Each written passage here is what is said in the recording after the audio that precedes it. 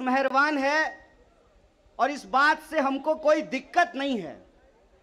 Actually इस बात से हम लोग खुश हैं कि पुलिस अगर विपक्ष को डंडा ना मारे, पुलिस अगर विपक्ष के कुर्ते ना फाड़े, पुलिस अगर विपक्ष को डिटेन ना करे, हिरासत में ना डाले, पुलिस अगर विपक्ष को जेल में डाले, ईडी अगर विपक्ष के नेताओं को परेशान ना करे, सीबीआई आपके घर पे रेड ना मारे, इनकम टैक्स का छापा ना मारे, तो समझिए आप देश के लिए लड़ नहीं रहे हैं। और हम दिल्ली पुलिस को धन्यवाद देना चाहते हैं कि हम देश की जनता के लिए लड़ रहे हैं और आपकी एक एक परेशानी को झेलने के लिए तैयार हैं।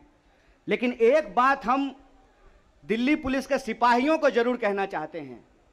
भाई साहब, आप आते हैं साधारण परिवार से, आप आते हैं किसान मजदूर के परिवार से, आप आते हैं गरीब परिवार से। आप जो हमारे ऊपर डंडा चला रहे हैं ना, एक्चुअली आप अपने ही भविष्य पे और अपने ही मुद्दों के ऊपर डंडा चला रहे हैं। इस बात को याद रखिएगा, इस बात को याद रखिएगा। और रिकॉर्ड तो करते ही आप लोग, बढ़िया सा रिकॉर्ड करके गृह मंत्री को सुना दीजिएगा। इस बात को याद रखिएगा कि डीसीपी साहब प्रमोट होकर के चले जाएंगे, डीजीपी बन जाएंगे, लेकिन जो आज इस देश की आर्मी के साथ हो रहा है वो बात किसी दिन किसी भी पुलिस के साथ हो सकता है। इस बात को याद रखिएगा, इस बात को याद रखिएगा कि आज जिस तरीके से देश के लिए जो सम्मान की बात है, जो सर्वोच्च बलिदान की बात है, अगर उनकी नौकरी को ठेके पे किया जा रहा है तो कल आपकी नौकरी को भी ठेके पे किया जा सकता है। इसीलिए कांग्रेस पार्टी पिछले 12 तारीख से यह सत्याग्रह कर रही है। लेकिन यह जो सत्याग्रह है, जंतर मंतर पे जो सत्याग्रह हो रहा है, इस सत्याग्रह का मूल कारण यह भी है कि हम सिर्फ अपने नेता को नहीं बचाना चाहते हैं। मीडिया वालों, मैं आपसे खास करके कहना चाहता हूं, हम अपने नेता को नहीं बचाना चाहते हैं। एक कहावत है, सच को आंच नहीं होता है। हमको अपने नेता की चिंता नहीं है। हमारा नेता कुछ गलत नहीं किया और सरकार उसका कुछ गलत नहीं कर सकती, इस बात को याद रखिएगा। हमको अपने नेता की चिंता नहीं होती है। और हम इस सरकार को कहते हैं, साहेब, हर चीज का एक मंत्र नहीं होता है। बीजेपी चाहती है कि हर नेता पे एक ही जंतर का इस्तेमाल कर ले। तो मैं भाजपाइयों को कहना चाहता हूं, रे भाजपा वालों, ये राहुल गांधी हैं, इंदिरा गांधी के परिवार से आते हैं, राजीव गांधी के बेटा हैं, आतंकवादी से नहीं डरे। तुम तो वैसे भी माफी मांगने वाले लोग हो भाई, तुमसे क्या डरेंगे यार। ईडी उडी से डर नहीं लगता है। ईडी से हम अपने नेता को नहीं बचाना चाहते हैं। हम बस इस देश की जनता को बताना चाहते हैं कि ईडी इनके घर पे आया क्यों है। ईडी इनके घर पे इसलिए आया है कि मोदी जी को कोई साधु बता दिया है कि विपक्ष के सारे नेताओं पे एक ही कैप्सूल इस्तेमाल कीजिए। एक कैप्सूल सबके ऊपर बराबर लागू नहीं होता है। सब धान 22 पसेरी नहीं होता है।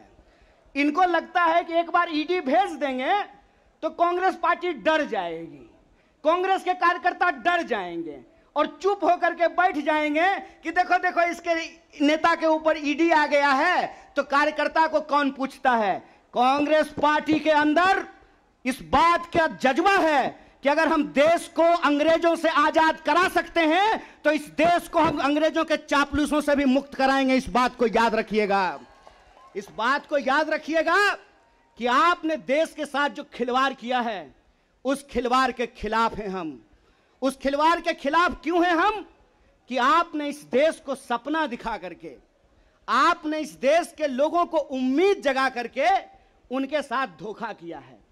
ये हम नहीं बोले थे, श्री 108 श्री माननीय प्रधानमंत्री जी बोले थे कि हर साल 2 करोड़ नौकरी दी जाएगी। क्या मीडिया वाले? मोदी जी बोले थे ना कि हम बोले थे? अरे बोलिए ना महाराज, आपको भी बोलना पड़ेगा, याद रखिएगा इस बात को। सबकी बारी आएगी, इस बात को याद रखिएगा।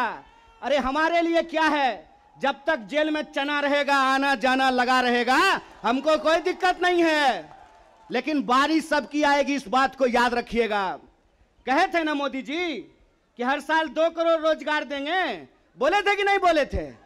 अरे बोलिए ना, आप कांग्रेस के कार्यकर्ता हैं, भाजपा के थोड़ी हैं कि डर जाएंगे, बोलिए। बोले थे ना, बोले थे ना कि महंगाई कम होगी, बोले थे ना खाते में 15 लाख रुपया आएगा, बोले थे ना अच्छा दिन आएगा। आया क्या? मोदी जी के स्टाइल में पूछूं क्या, आया क्या? अब नया जुमला आया है, अब नया जुमला आया है कि हम अग्निपथ लेकर के आए हैं। एगो भाजपा का नेता ईमानदार है, कैलाश विजयवर्गीय को धन्यवाद देना चाहिए।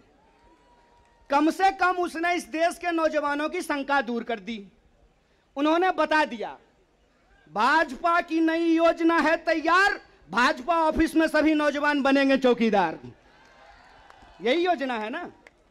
लेकिन मैं कहता हूं विजयवर्गीय जी, आपका बेटा बल्ला बहुत बढ़िया चलाता है, अफसर पे बैठ चला रहा था, उसको बीजेपी ऑफिस में क्यों नहीं सिक्योरिटी गार्ड बना देते हैं?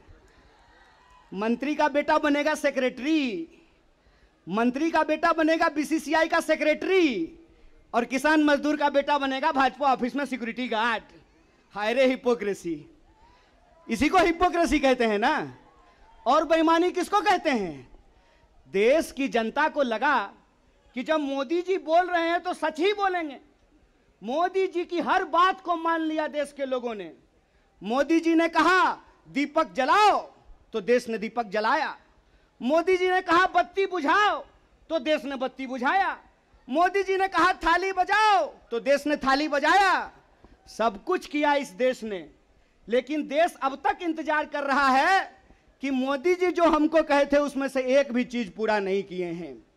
और ये देश की जो परिस्थिति है, इस परिस्थिति पे मुखर होकर के हमारे नेता बोलते हैं। इस बात का हमको गर्व है कि सरकार के सामने बिना झुके कोई लड़ता है अड़ करके, तो उसका नाम राहुल गांधी है। उसको डराना चाहते हैं।